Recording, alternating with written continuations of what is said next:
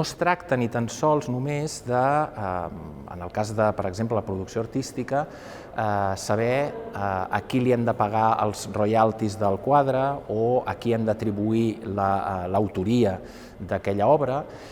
Ho podem traslladar a les nostres aules i pensar a qui hem d'avaluar un treball final de màster que hagi estat elaborat per intel·ligència artificial. El problema és transcendental perquè ens interpel·la directament a la nostra humanitat. Una intel·ligència artificial, fonamentalment, el que fa és, mitjançant un algoritme, resoldre un seguit de tasques i després aturar-se. No es pot sortir d'aquest algoritme i pot fer coses molt millor que molts humans, però no pot sortir d'aquest algoritme. Els humans justament ens caracteritzem, aquells que són autors, aquells que són excel·lents, per trencar qualsevol algoritme.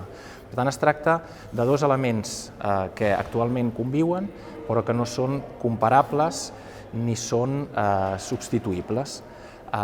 Aquest és possiblement un dels problemes en què ens enfrontem quan analitzem la problemàtica relacionada amb l'autoria, amb els autors, en relació a la intel·ligència artificial.